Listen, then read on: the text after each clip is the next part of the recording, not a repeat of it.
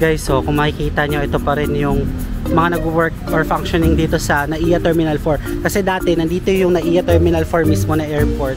So pababa na tayo ng footbridge guys. And ngayon, pupunta na ako sa Salem Complex. Welcome to Salem Complex. So kita nyo kaagad itong Jollibee. Ito, may Shakey's din. So alam ko guys na excited na rin kayo sa magiging future nitong NAIA Terminal 4. Guys, ito nga yung sinasabi ko, yung Aviation Partnership Philippines nandyan. Tapos katabi niya yung Cebu Pacific. So dito yung Salem Complex. Parang sarado na halos din yung mga restaurant. Or baka dahil Sunday lang. Tapos kada...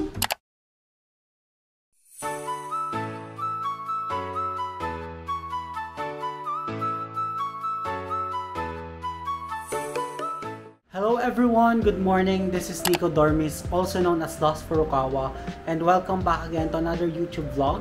And for today's vlog, since na-vlog na natin yung Terminal 1, 2, 3, so ngayon pupunta naman tayo sa NAIA Terminal 4 to check yung demolition updates. Pero bago pala ang lahat guys, subscribe muna kayo sa channel ko, tulungan na naman ako ma-reach ang 10k subscribers para makapag-giveaway tayo ng GoPro Hero camera. And para sa mga bago nga pala sa channel ko, ako nga pala isang travel vlogger and gumagawa ako ng mga travel guides, both local or international. Kaya sa mga hindi pa nakaka-subscribe, subscribe na. So by the way guys, ngayon magbibigay pala tayo ng quick trivias lang about sa NAIA Terminal 4 kasi under demolition and construction pa siya. So nag-start na po ang demolition and construction this year and planning na mag-open ulit ang new Terminal 4 sa mid-2026. So ayan na, there's a possibility na matapos na ang new Terminal 4 this mid-2026. So kailan yon? May or June, diba?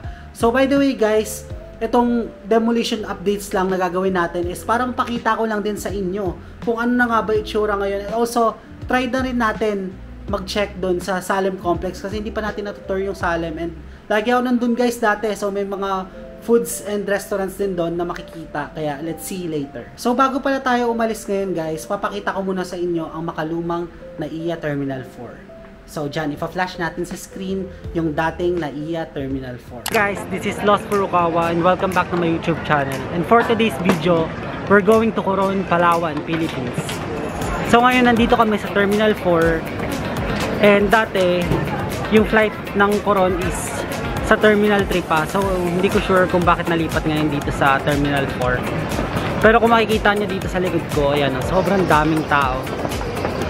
So hindi lang yan, actually ang daming palakad-lakad. So ngayon kasama ko ngayon yung pamilya ko. Ito aking mama. Ayan. Ito ang aking tita.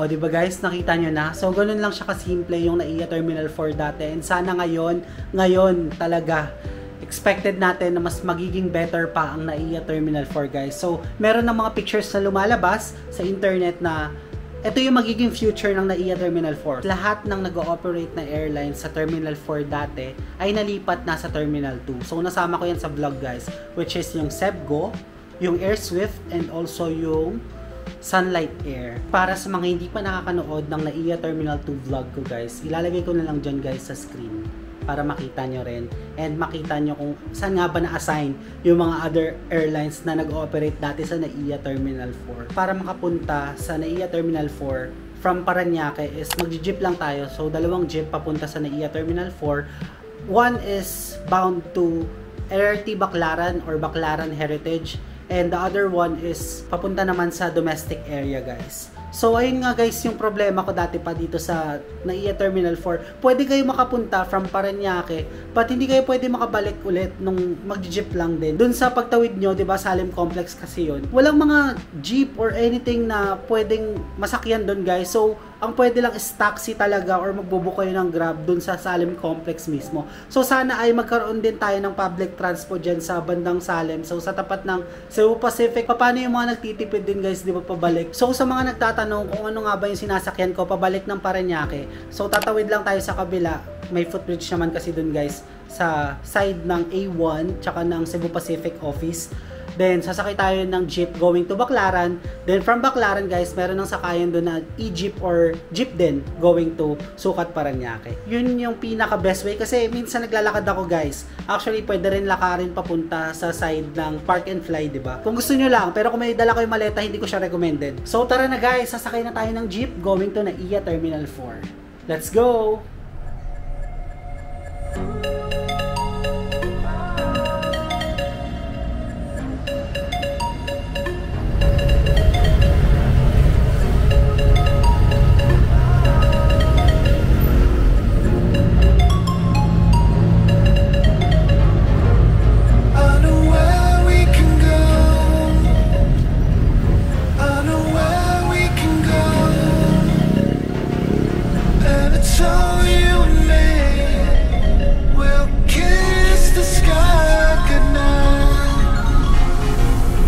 nandito na tayo guys sa Cebu Pacific. So dito tayo nagpa-drop off kanina sa Egypt.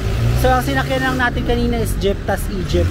So nakita nyo naman sa video kanina guys yung mga sinakyan din natin. So pinakita ko sa inyo yung journey ko going here sa NAIA Terminal 4. So ngayon kasi guys, paglalakad lang natin dito sa A+ Aviation Partnership Philippines, NAIA Terminal 4 na siya. So tara, lakarin na natin guys. So dito ako nagpapaba sa Sepak guys kasi wala namang NAIA Terminal 4 ngayon.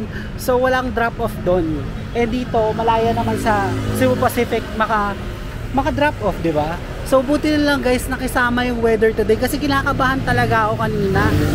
Actually, kanina pa ako nakatingin sa langit guys kasi baka mamaya biglang umulan, and ilang araw na ako hindi natutuloy dito sa NAIA Terminal 4 na vlog kasi palaging umuulan. So at least ngayon nakisama na yung weather sa atin. So ito yung sinasabi ko sa inyo guys na Salem Complex. So malapit lang ito sa NAIA Terminal 4. Tatawid lang kayo via footbridge. So dyan tayo mamaya aakyat sa footbridge para makita nyo yung demolition update dito sa NAIA Terminal 4. And ito guys, yung nandito is A+ Aviation Partnership Philippines, and yung nandun sa kabilang side is yung sa Cebu Pacific. Ayan, mamaya puntahan natin yan. Ayan guys, so kung makikita nyo, ito pa rin yung mga nag-work or functioning dito sa NAIA Terminal 4. Kasi dati, nandito yung NAIA Terminal 4 mismo na airport. And ayan, may mga nakapark pa nga rin na mga domestic Cebu Pacific airplanes, diba? So ito, mostly mga cargos lang yung pinaprocess nila dito. Ayan. So kung makikita nyo guys, nandun na yung Savoy. So ito naman yung sa NAIA Terminal 3 banda. So I think ayun na yung NAIA Terminal 3, oh. Diba? So magkabilaan sila guys ng NAIA Terminal 4. Ito na siya guys. So ito na guys yung demolition update nitong NAIA Terminal 4 na magra-rise sa mid 2026. Ayan. Ayan pa lang siya, pero ayan, nagiba na halos lahat guys ng mga infrastructure dito. So I'm really excited na sa magiging future nitong NAIA Terminal 4. So kung mapapansin nyo dun guys, ayan, daanan kasi siya dun. Pwede kayo maglakad naman dyan kasi meron namang sidewalk. Pero yun nga lang, hindi na natin pupuntahan hanggang dun kasi isang padiretso tong NAIA Terminal 4. So medyo malayong lakaran din. And dito kasi sa footbridge, kitang-kita nyo na siya. So kung gusto nyo makita yung demolition update, ito na siya guys. Ito pa lang, as in. So sana sa early 2026 meron ng updates and progress din talaga. So kita na rin dito sa footbridge na to guys. O pwede pala pang IG ito kasi ang ganda ng background. Tingnan nyo, kitang-kita yung mga airplane dito. Ayan, so yung mga nakapark yan. So may mga flight pa ata yan sa NAIA T3. Siguro baka early 2026 meron na tayong updates dito sa NAIA Terminal 4. So babalikan na lang ulit natin yan next year. Wow, excited na ako guys. As in, ang ganda-ganda sa footbridge na to. As in, magandang photo spot din pala ito guys, eh, no? Kasi ngayong dinidemolish siya, kita-kita nyo yung mga airplane na nakapark, yung mga private, yung mga Sevgo. Ayan, halo-halo sila guys. Tapos guys, ito nga yung sinasabi ko, yung Aviation Partnership Philippines nandyan. Tapos katabi niya yung Cebu Pacific. So dito yung Salem Complex. So ito yung sinasabi ko, walang sakayan ng jeep pabalik doon sa Parañaque. Kasi dito guys, meron papuntang Baclaran eh. So nakakadaan sila dito via Baclaran domestic na e-jeep or jeep. Pero pagdating dito guys, wala. So you need to walk going sa Park and Fly para makarating kayo sa Parañaque area. And also, dito sa kabilang side, kung gusto nyo sumakay, pwede kayo sumakay papunta doon sa Baclaran. Then sasakay ulit kayo ng isa pang jeep guys. So imagine, di ba, yung hassle dito para makapunta yung mga local commuters natin dito. So sana ay madagdagan ng public transport once na matapos itong domestic Terminal 4 na ito.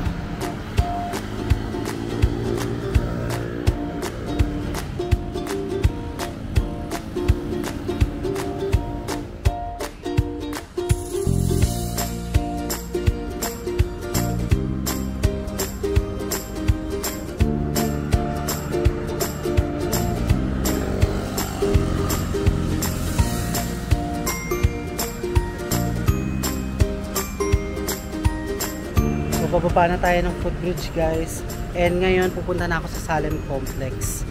Siguro magko-coffee lang din tayo doon. Also mini tour na rin sa Salem Complex guys. So nandito yung pasukan ng Salem Complex guys. Ayan, welcome to Salem Complex. So So kita nyo kaagad itong Jollibee. Ito may Shakey's din. Ang dami na nagbago dito guys. Alam nyo ba dati meron kaming restaurant din dito sa Salem Complex guys. So kung gusto nyo makita, tara puntahan natin. So ito meron na silang DC Coffee House. Yan, paborito dyan ng father ko guys magkape. And dito yung Shy Mike yan. Dito naman kumakain yung halos na mga airline employees din. Tapos ito na ata yan. So nag-extend na sila ng Shy Mike kitchenette dito. So ditong part guys, ditong part yung restaurant namin guys na in-extend na ng Shy Mike. Dati hati yan. So ayan, ditong part yon yung restaurant namin. So nakakatuwa lang. Actually sarado ngayon kasi Sunday. So tahimik lang din dito sa Salem Complex din. Pero ito lang siya guys. Meron pa sa mga kabilang side. So puntahan din ba natin? Dito, pwede tayo tumawid dito. So kung napapansin ko dito guys, parang sarado na halos din yung mga restaurant. Or baka dahil Sunday lang. Tas kada weekdays lang sila nag-o-open din. Ayun, kagaya nitong Samgyup Salamat, sarado siya. Dito dati kami kumakain. And ito yung Uno Bistro. So baka weekdays lang din siya open. So yan, 'di ba? Sarado oh. Halos kapag Sunday. 'Di ba? Oh.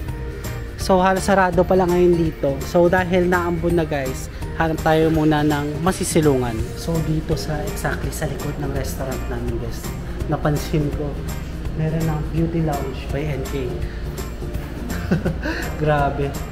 So, ang laki na talaga ng pagbabago dito sa Salem Complex. Actually, dito ako ng high school na mamalagi talaga. Kasi diba, yung father ko and yung mother ko yung nagpapatakbo ng restaurant. Kaya, ngayon, lagi ako nandito para kumain, para mag-chill lang din.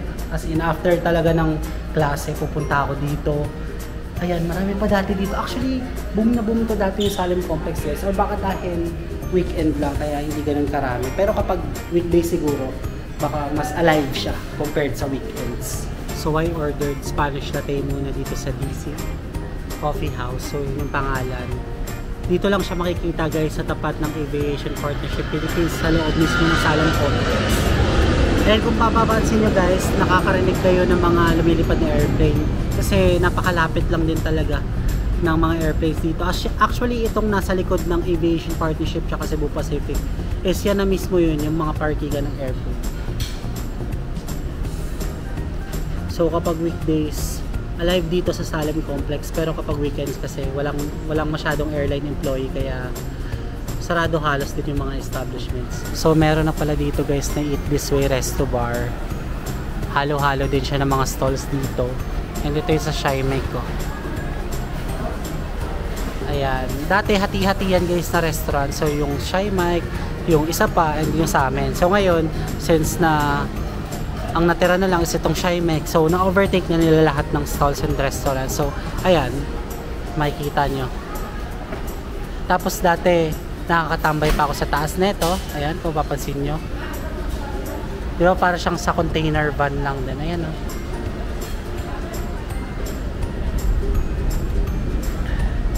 Grabe no, sarap mag-coffee talaga guys after ng long walks. So, hindi rin talaga biro guys yung pag-vlog namin sa mga places, diba? So nakakapagod din talaga yung lakaran. And ito, at least meron tayong mga iced coffee. So kung papansin nyo guys, naka-iced coffee tayo every travel natin kasi talagang ito yung pangdagdag energy natin sa pag-vlog. Actually guys, nalibot ko na naman itong Salem Complex guys. Hindi ko na full tour, pero kung sakaling gusto nyo full tour, sa weekdays na tayo kasi halos sarado pa rin yung establishments eh. So, siguro dito ko na rin puputulin itong Terminal 4 vlog natin kasi napakita ko na naman sa inyo yung demolition updates. And meron pa tayo pupuntahan kaso yun nga lang umaambon na. So, kailangan natin bumiyahe ulit. So, may pupuntahan pa tayo later na another vlog. So, let's see. Doon na siguro tayo magsimula mag-vlog. So, I think guys, dito ko na puputulin itong vlog ko na to. And salamat sa pagsama kahit demolition update lang. So, ayun. Diba, at least nakita nyo yung progress, diba, ng NAIA Terminal 4 and nakita nyo rin yung magiging future itsura ng T4. If you guys like this video, don't forget to follow me on Facebook page, Instagram at Nico Dormis. And if you want to do business or sponsorship with me, you can email me at lostfurukawa19@gmail.com. And guys, don't forget to hit like, subscribe, and notification bell para updated kayo sa mga bagong vlogs ko pa. That's it guys, so really appreciate you being here. let's start another vlog again in the next one. Bye-bye!